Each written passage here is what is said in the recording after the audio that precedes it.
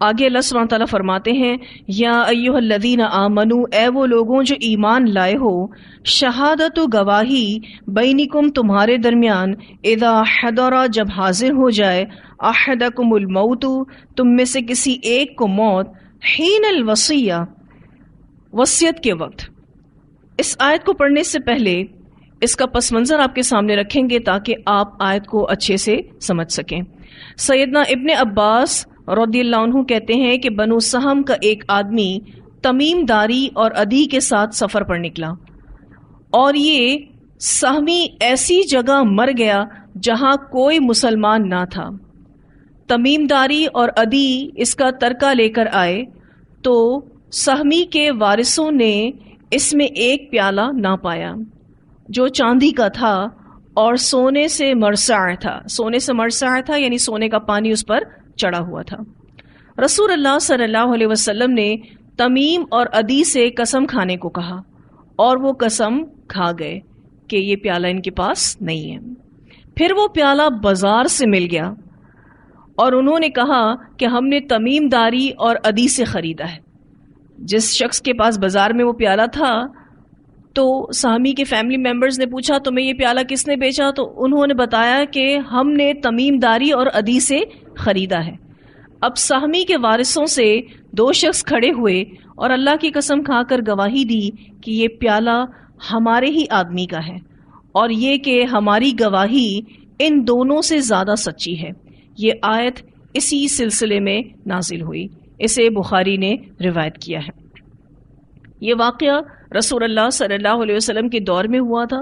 اس کی کچھ تفصیلی بات آپ کے سامنے رکھتے ہیں تاکہ آپ اس حدیث کو اچھے سے سمجھ سکیں۔ ہوا یہ تھا کہ بنو سہم کا ایک آدمی جس کا نام بدیل تھا، اپنے دو ساتھیوں تمیم اور عدی کے ساتھ جو نصرانی تھے اور ابھی مسلمان نہیں ہوئے تھے، شام کی طرف ایک تجارتی سفر پر روانہ ہوئے۔ بدیل وہاں جا کر بیمار پڑ گیا۔ جیسے ہی شام پہنچے وہاں جا کر بدیل بیمار پڑ گیا، جس سے اسے افاقہ ہوتا نظر نہیں آ رہا تھا۔ اس نے اپنا اثاثہ باندھا اور اپنے ان دونوں ساتھیوں کے حوالے کر دیا۔ بدیل کو یہ لگا کہ اس بیماری سے میں بچ نہیں سکوں گا، مجھے موت آ جائے گی، اور اس نے عقل مندی یہ کی کہ اپنی جتنی بھی بلانگنگز تھیں، اپنی جتنی بھی چیزیں تھیں، اثاثہ تھا، اس کو باندھا اور اپنے ان دو کرسچن ساتھیوں کو دے دیا اور تاکید کی کہ یہ سامان میرے وارثوں کے حوالے کر دیں۔ اس نے یہ عقل مندی کی کہ چھپکے سے اپنے سامان کی ایک فہرست تیار کر کے سامان میں کسی محفوظ جگہ رکھ دی اور اپنے ساتھیوں کو اس کی خبر نہیں دی۔ یہ اس نے بڑی عقل مندی کی کہ اس نے ایک لسٹ بنائی اپنے سامان کی اور اس کو چپکے سے اپنے سامان میں محفوظ جگہ پر رکھ دی کہ میرے فیملی ممبرز جیسے ہی وہ سامان کھولیں گے تو ان کے سامنے ایک لسٹ آ جائے گی کہ میں نے کیا کیا کچھ بھیجا ہے۔ اس سامان میں ایک قیمتی پیالہ تھا جو چاندی کا تھا اور اس پر سونے کا پانی چڑھا ہوا اور نقش و نگار بنے ہوئے تھے۔ ان نصرانیوں نے اس کے مرنے کے بعد جب سامان دیکھا تو ان کی نیت میں فتور آ گیا اور یہ پیالہ سامان میں سے چرا لیا۔ اب سوال یہ پیدا ہوتا ہے کہ انہوں نے سامان کیوں کھولا؟ تو ایسا کیا جا سکتا ہے، اگر کوئی آپ کو بیگ دیتا ہے کہ آپ کراچی سے لاہور جا رہے ہیں فلائٹ میں اور آپ یہ بیگ فلاں لاہور میں میرے رشتہ دار کو دے دیجیے گا، تو آپ اس بیگ کو کھول کر دیکھ سکتے ہیں کہ اس میں کیا ہے، کیونکہ اگر آپ اس کو کھول کر نہیں دیکھتے اور کسٹم میں اس بیگ کو کھولا جاتا ہے اور کوئی قابل اعتراض چیز اس سے نکل آتی ہے تو پھر آپ پھنس جائیں گے۔ تو انہوں نے بھی کیا کیا کہ اس سامان کو کھول کر دیکھا۔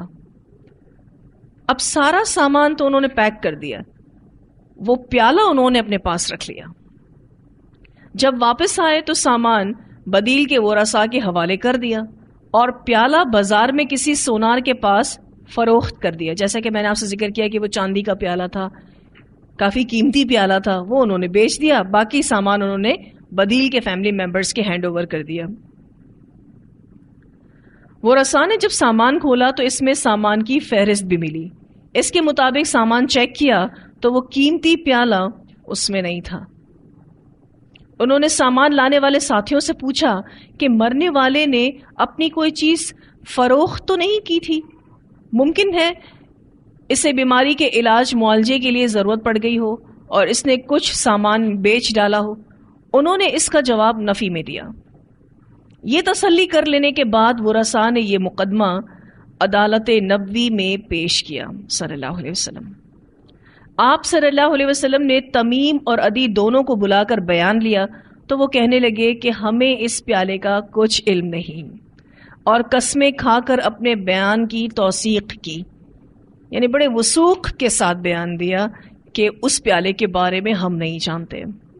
اب چونکہ اس بات کا امکان تھا کہ سامان کی فہرست تیار کرنے کے بعد میت نے وہ پیالہ اپنی ضرورت سے بیچ دیا ہو اور شرعی شہادات پوری نہیں ہو رہی تھیں، لہٰذا آپ صلی اللہ علیہ وسلم نے ان نصرانیوں کو بری قرار دے دیا۔ کچھ مدت کے بعد بدیل کے وارثوں نے وہی پیالہ ایک سونار کے پاس دیکھ لیا تو اس سے پوچھا کہ یہ پیالہ تم نے کہاں سے لیا ہے؟ اس نے کہا میں نے یہ تمیم اور عدی سے خریدا ہے۔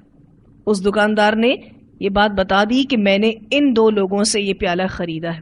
چنانچہ مدعی دوبارہ یہ مقدمہ آپ صلی اللہ علیہ وسلم کی عدالت میں لے گئے۔ اب یہ کوئی انویسٹیگیشن نہیں کر رہے تھے، خود بخود ایک چیز ان کے سامنے آ گئی، اللہ تعالیٰ نے اس چیز کو کھول دیا جس کو یہ دو لوگ چھپا رہے تھے۔ اب یہ نبی اکرم صلی اللہ علیہ وسلم کی عدالت میں دوبارہ گئے۔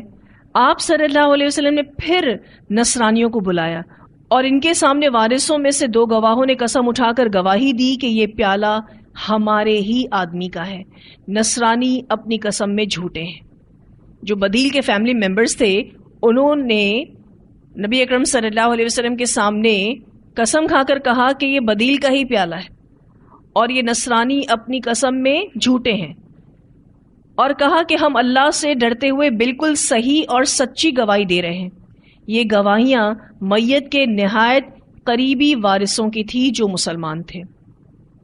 ظاہر قریبی وارث ہی جان سکتا ہے کہ یہ پیالہ ہمارے فیملی ممبر کا ہے۔ نیز یہ گواہیاں نماز عصر کے بعد قسم کے بعد مسجد میں ہوئی تھیں، لہٰذا آپ صلی اللہ علیہ وسلم نے میت کے وارثوں کے حق میں فیصلہ دے دیا، اور نصرانیوں سے اس پیالے کی قیمت 1000 درہم میت کے وارثوں کو دلائی گئی۔ اس وقت یہ آیات نازل ہوئیں۔ پھر کچھ عرصے بعد جب ان دونوں نصرانیوں میں سے تمیم نے اسلام قبول کر لیا تو اس نے اعتراف کیا کہ واقعی اس نے جھوٹی قسم کھائی تھی، اور جو کچھ اس کے بارے میں رسول اللہ صلی اللہ علیہ وسلم نے فیصلہ کیا وہ درست تھا۔ اب ان آیات میں ہم دیکھتے ہیں کہ کیا بات ہو رہی ہے۔ اللہ سبحانہ تعالیٰ فرماتے ہیں یا ایھا الذین آمنو، اے وہ لوگوں جو ایمان لائے ہو، شہادت بینکم، گواہی تمہارے درمیان، اذا حضر احدکم الموت، جب حاضر ہو تم میں سے کسی ایک کو موت، حین الوصیہ، وقت وصیت کے، یعنی وہ کچھ وصیت کرنا چاہ رہا ہے تو اسے کیا کرنا ہوگا؟ اثنانی، دو، ذوا عدل منکم، عدل والے تم میں سے، منکم یعنی مسلمانوں میں سے، اور یہاں اثنان کا لفظ آیا ہے یعنی دو گواہ چاہیے۔ یہ دو گواہ احتیاطاً ہیں، اگر اس وقت ایک گواہ بھی مل جائے تو کافی ہے۔ دو گواہ ہوں یہ آئیڈیل سچویشن ہے، لیکن دو گواہ نہ مل رہے ہوں، ایک ہی مل رہا ہو تو وہ بھی کافی ہے۔ اور گواہوں کے لیے شرط کیا ہے کہ وہ ذوا عدل ہوں، عدل والے ہوں۔ اور عدل والے کیسے ہوتے ہیں یہ بات ہم پہلے بھی واضح کر چکے ہیں، لیکن تھوڑا سا دوہرا لیتے ہیں تاکہ آپ کے ذہن میں یہ بات اچھے سے کلیئر ہو جائے۔ عدل والے سے مراد ایسا شخص جو فرائض کا پابند ہو، جو کبائر سے بچے، کبائر کہتے ہیں کبیرہ گناہ کو،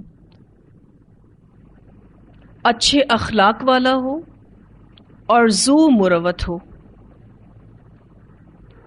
منکم تم میں سے یعنی تم مسلمانوں میں سے، او یا آخران دوسرے دو، من غیرکم تمہارے سوا یعنی مسلمانوں کے سوا. او آخران من غیرکم کا پہلا معنی یہ ہے کہ اہل کتاب میں سے ہو، غیر مسلم، اور دوسرا معنی کوئی بھی ہو، کوئی بھی شخص جس کو آپ نہیں جانتے کہ وہ عدل والا ہے بھی یا نہیں. تو کسی بھی شخص کو انفیوریبل سچویشن میں وصیت کی جا سکتی ہے. فیوریبل سچویشن کیا ہے؟ آئیڈیل سچویشن کیا ہے؟ کہ مسلمان گواہ ہو اور دو ہوں. لیکن فیوریبل سچویشن نہیں ہے، آئیڈیل سچویشن نہیں ہے، تو ایک مسلمان گواہ بھی ہو سکتا ہے. عدل والا ہونا چاہیے. لیکن اگر حالات کچھ ایسے ہیں کہ کوئی بھی نہیں مل رہا، مسلمانوں میں سے کوئی نان مسلم مل رہا ہے، تو اس کو بھی گواہ بنایا جا سکتا ہے، جس کو آپ جانتے ہیں، جس کو آپ نہیں جانتے. ان انتم اگر ہو تم، ضربتم سفر کر رہے تم، فی الارض زمین میں، فاصابتکم پھر پہنچے تم کو مصیبت الموت مصیبت موت کی. مومنوں کی عدم موجودگی کی صورت میں ذمیوں کی شہادت کے جواز کی دو شرطیں یہاں بیان کی جا رہی ہیں کہ اگر کوئی مومن نہیں مل رہا بطور گواہ، تو اب تم ذمیوں کو گواہ بنا سکتے ہو. اور اس کے جواز کے لیے کہ تم ایسا کر سکتے ہو دو شرطیں یہاں بیان کی جا رہی ہیں.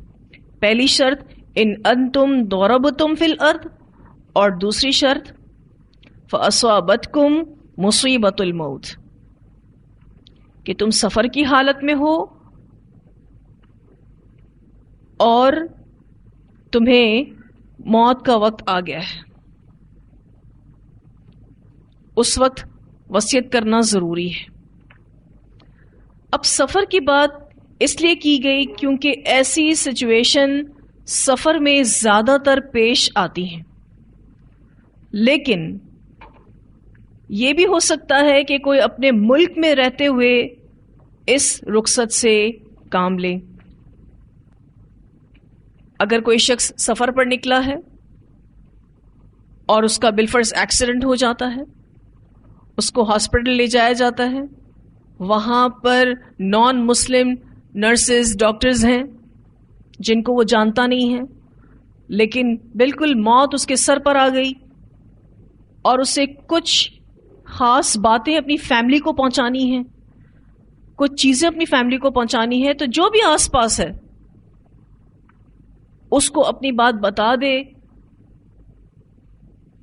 کوئی ایسی چیز ہے جو اپنی فیملی کو ہینڈ اوور کرنی ہے تو وہ دے دے، کیونکہ اب ایمرجنسی کی صورتحال ہے.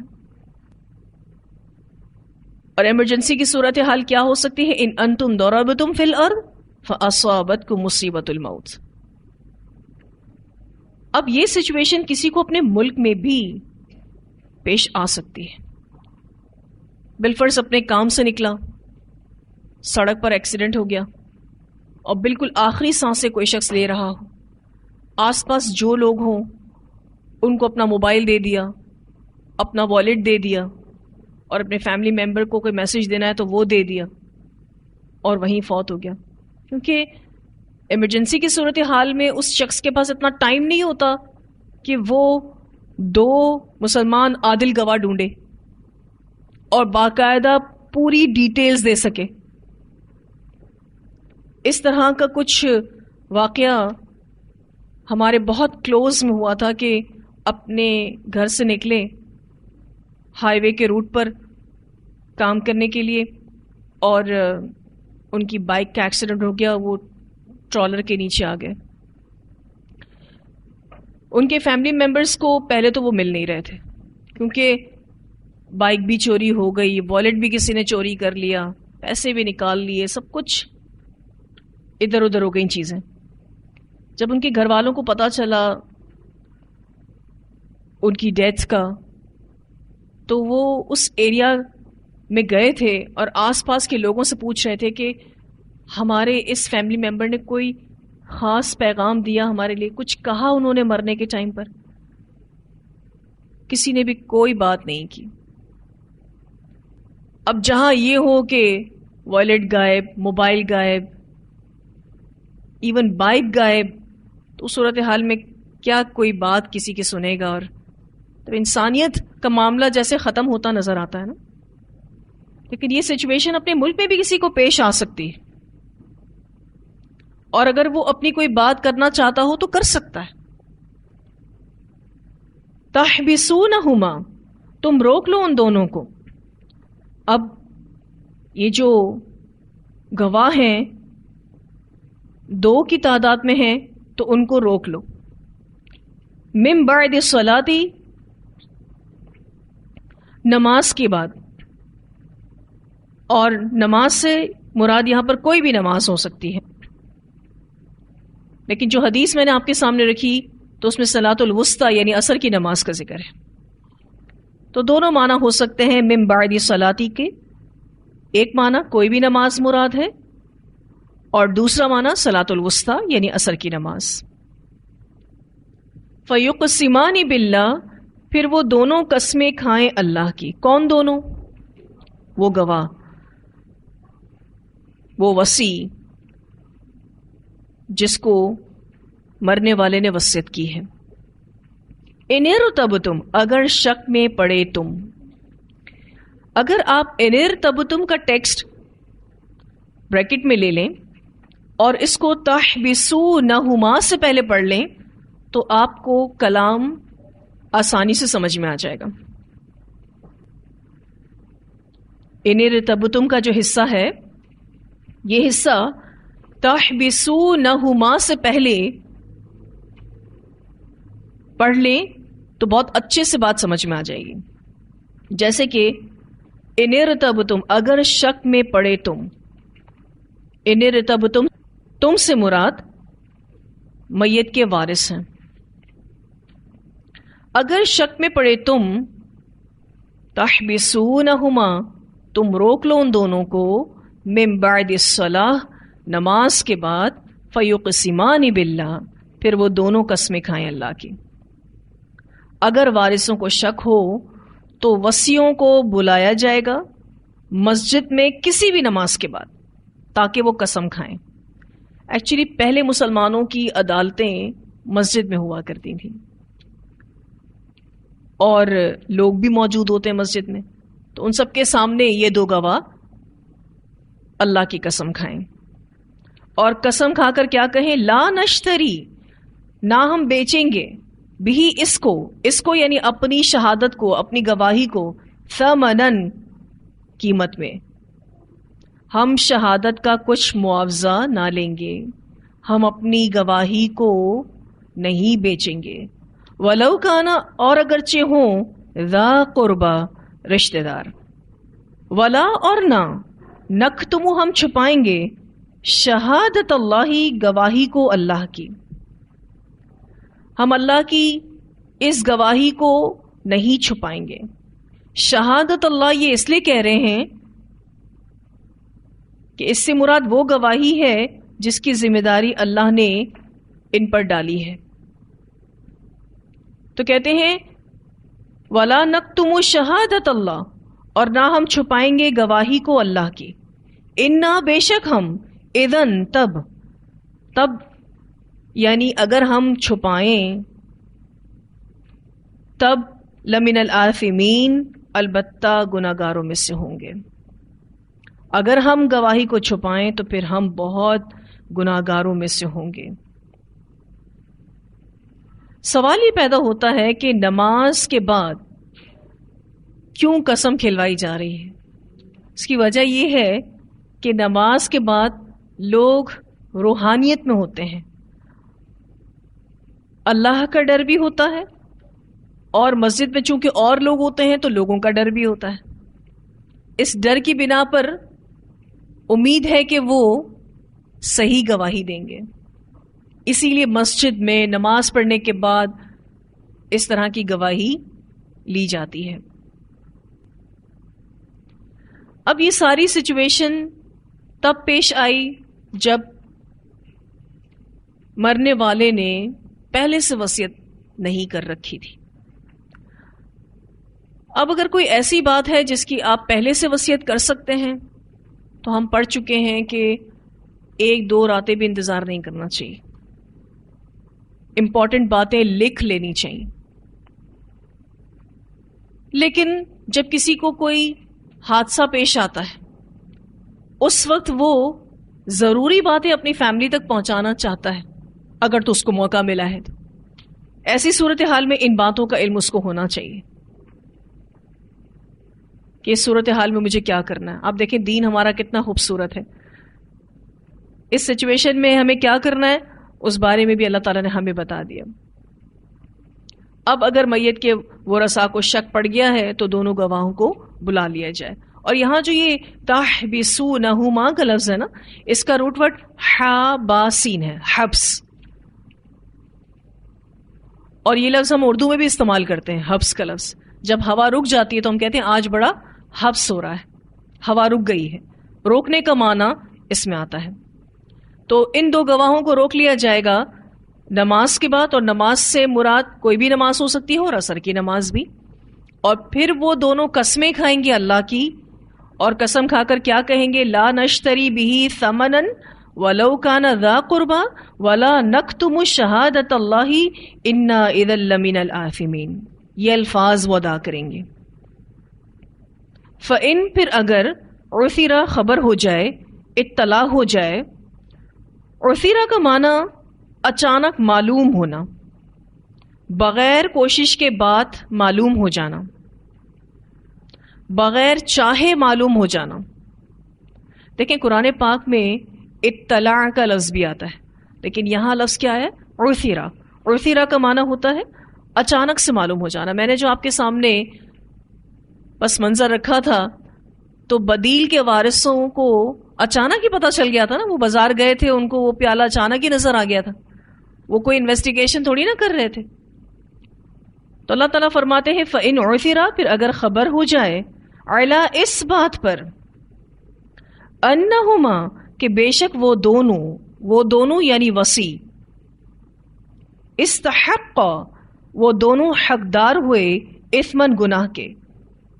یعنی یہ بات معلوم ہو جائے کہ دونوں وصیوں نے جھوٹی قسم کھائی ہے, وہ دونوں گناہ کر بیٹھے ہیں, اور جو میت کے وارث ہیں وہ وصی کی قسم کھانے پر مطمئن نہیں ہوئے.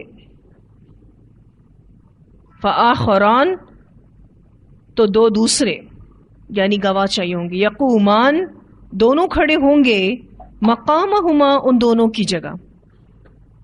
اب 2 دوسرے گواہ ان دونوں کی جگہ کھڑے ہوں گے.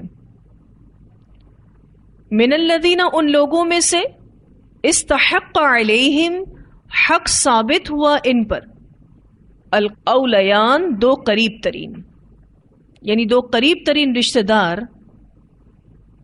ان دونوں وصیوں کے مقابلے پر کھڑے ہوں گے. فآخران یقومان مقامہما من الذین استحق علیہم الاولیان سے مراد کون ہے, میت کے قریب ترین 2 وارث گواہی دیں گے. کن کے مقابلے میں, کن کے مقابلے پر, وصیوں کے مقابلے پر. 2 قریب ترین وارث ان 2 وصیوں کے مقابلے پر گواہی دیں گے. فیقسمان باللہ پھر وہ دونوں قسمیں کھائیں گے اللہ کی, یعنی وہ قریب ترین 2 رشتہ دار قسم کھائیں گے اللہ کی. کہیں گے لشہادتنا البتہ ہماری شہادت, احق زیادہ سچی ہے, من شہادتہما ان دونوں کی شہادت سے. قریب ترین رشتہ دار کیا کہیں گے کہ ہماری شہادت زیادہ سچی ہے ان کی شہادت سے, یعنی ان وصیوں کی شہادت سے. وما اعتدینا اور نہیں زیادتی کی ہم نے, ہم کوئی زیادتی نہیں کر رہے, یعنی ہم کوئی خیانت نہیں کر رہے, ہم سچ بول رہے ہیں. انا بے شک ہم, اذن تب یعنی اس وقت, کون سے وقت؟ اگر ہم خیانت کریں، جھوٹی گواہی دیں، لمن الظالمین، البتہ ظالموں میں سے ہوں گے. اگر ہم جھوٹ بولیں تو ہم ظالم ہوں گے. ایکچولی یہ دو قریب ترین رشتہ دار جوابی قسم کھا رہے ہیں. کیوں؟ ان دو وصیوں کی جھوٹی قسم کی توڑ کے لیے. اور وہ کہیں گے کہ ہماری شہادت زیادہ سچی ہے، زیادہ صحیح ہے، زیادہ ثابت شدہ ہے، اور ہم نے جو بھی ان کے بارے میں کہا ہے، ہم نے کوئی خیانت نہیں کی، ہم نے کوئی زیادتی نہیں کی، ہم سچ بول رہے ہیں. اگر ہم جھوٹ بولیں تو ہم ظالم ہیں. ذالک، یہ طریقہ یا یہ شرعی حکم یا یہ اجازت جوابی قسم کی جو وارثوں کو دی گئی ہے، ادنا زیادہ قریب ہے، ان یاتو کہ وہ لائیں یعنی وہ وصی لائیں، بالشہادتی گواہی کو، علی وجہہا اس کے منہ پر، مراد درست طور پر. یہ طریقہ جو بیان کیا گیا، یہ شرعی حکم جو بیان کیا گیا، یا یہ اجازت جوابی قسم کی جو وارثوں کو دی گئی، وہ کیوں دی گئی؟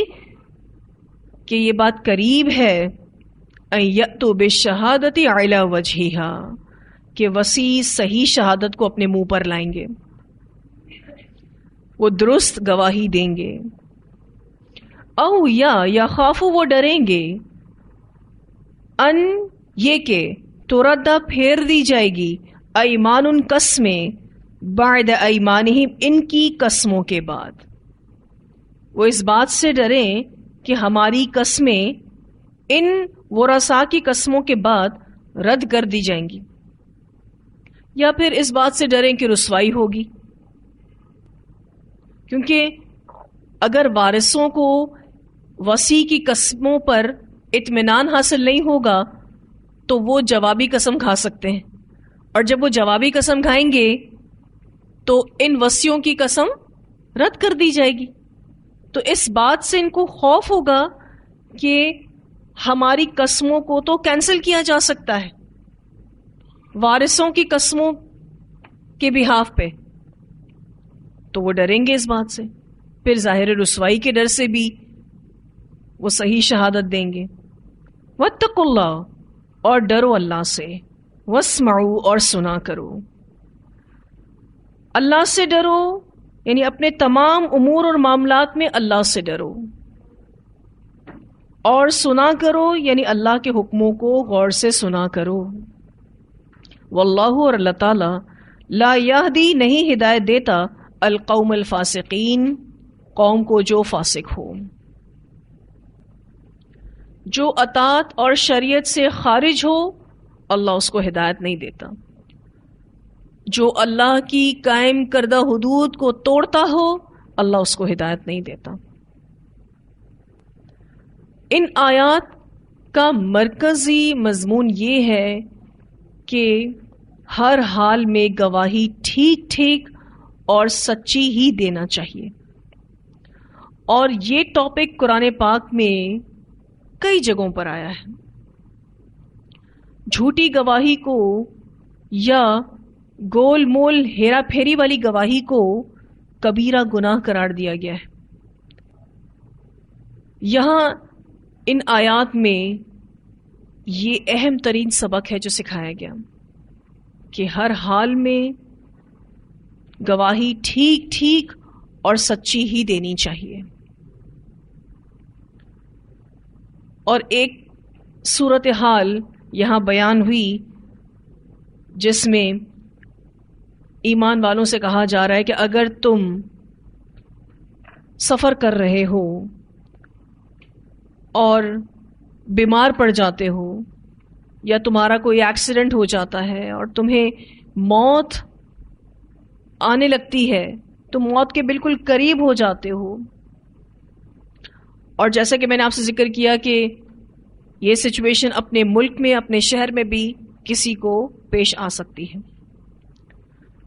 اب ایسا شخص سڑک پر بھی ہو سکتا ہے، کسی گھر میں بھی ہو سکتا ہے، کسی ہسپتال میں بھی ہو سکتا ہے.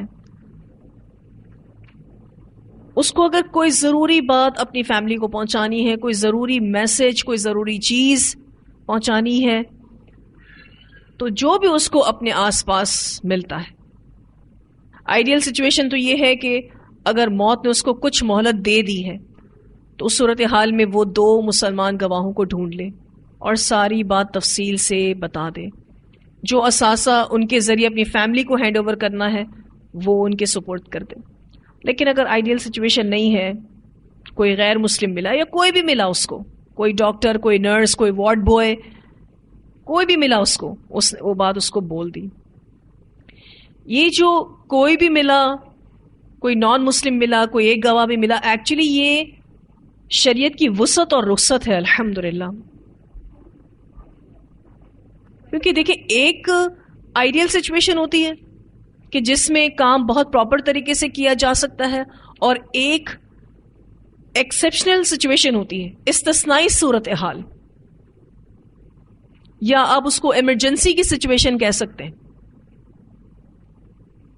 کہ جس میں انسان کو کچھ بھی سمجھ نہیں آتا، اس کے پاس اتنا وقت ہی نہیں ہوتا. حالات موزوں ہیں، موافق ہیں، تو اور بھی اچھے سے یہ کام ہو سکتا ہے. لیکن اگر ایب نارمل سچویشن ہے، ایمرجنسی کی صورتحال ہے، تو کوئی بھی گواہ مل جائے اس سے کام لیا جا سکتا ہے. بہت سے لوگ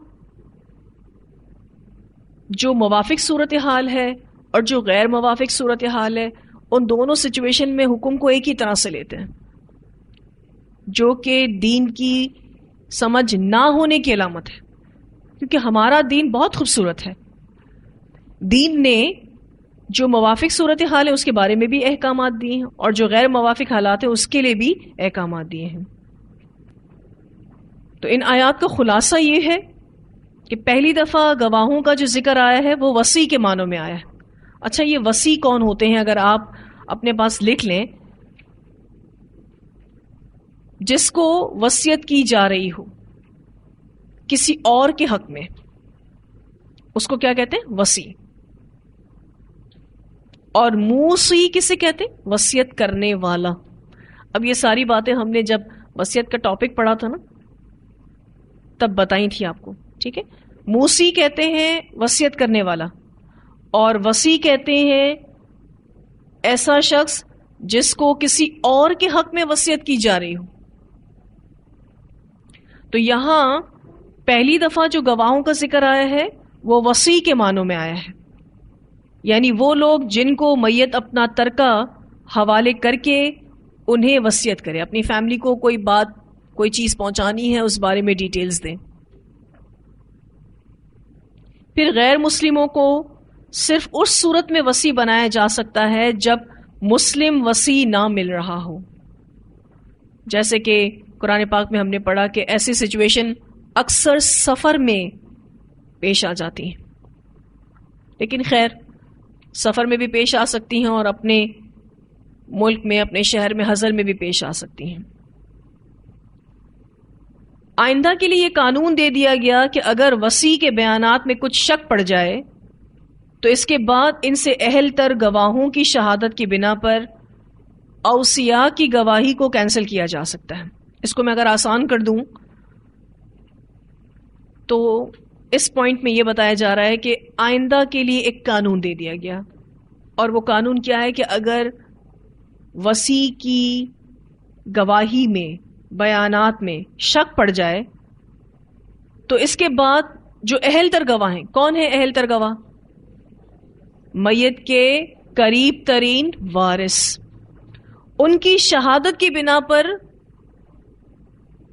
وصیوں کی شہادت کو کینسل کیا جا سکتا ہے. یہ قانون دے دیا گیا.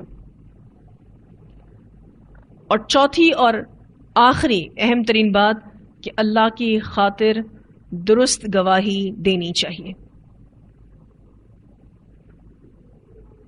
انسان کو اپنی رسوائی کا بھی ڈر ہوتا ہے اگر وہ غلط گواہی دے، لیکن اپنی رسوائی کے ڈر سے سچ بولنا اور اللہ کے ڈر سے درست کام کرنا کون سا زیادہ مناسب ہے؟ اللہ کے ڈر سے کوئی کام درست کرنا. ٹھیک ہے، ظاہر وہ اجر کا باعث بھی ہے اور مناسب تر بات بھی یہی ہے. تو یہاں الحمدللہ ہمارا لیسن مکمل ہوا. آپ ان آیات کی تلاوت سنیں اور بغور سنیں، دیکھیں کون سا ٹیکسٹ کلیئر نہیں ہے، پھر آپ پوچھ سکتے ہیں انشاءاللہ تعالی.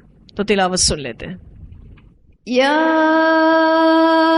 ایھا الذین آمنوا شہادۃ بینکم اذا حضر احدکم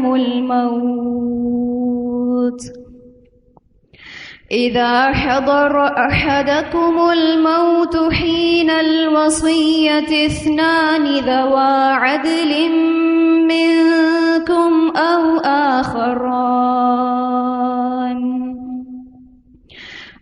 آخران من غيركم إن أنتم ضربتم في الأرض فأصابتكم مصيبة الموت تحبسونهما من بعد الصلاة فيقسمان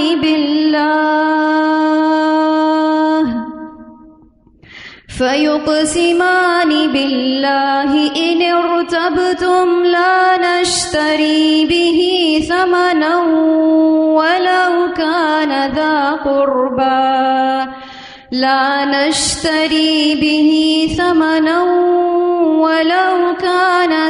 قربى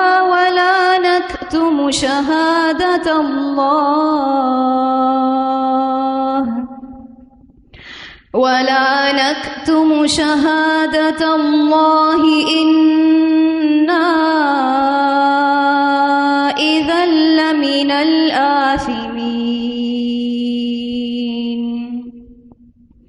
فإن عثر على أنهما استحقا إثما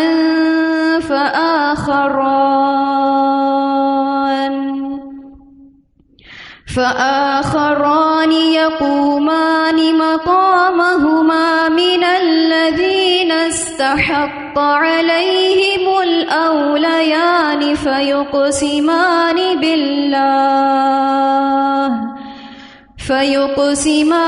بالله لشهادتنا أحق من شهادتهما وما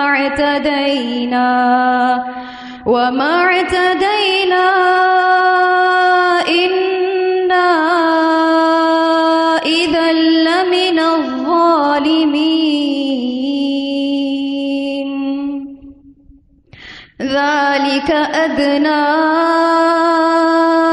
أن يأتوا بالشهادة على وجهها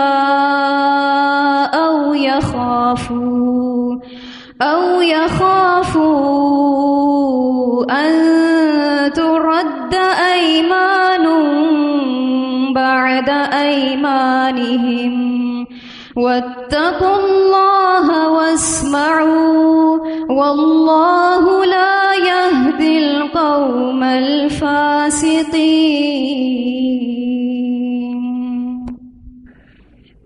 جی واضح ہے ساری آیات.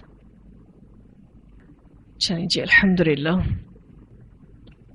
وآخر دعوانا الحمد للہ رب العالمین. سبحانک اللہم وبحمدک نشہد ان لا الہ الا انت نستغفرک ونتوب الیک. سبحان ربک رب العزت عما یصفون وسلام علی المرسلین والحمد للہ رب العالمین. الہی آمین.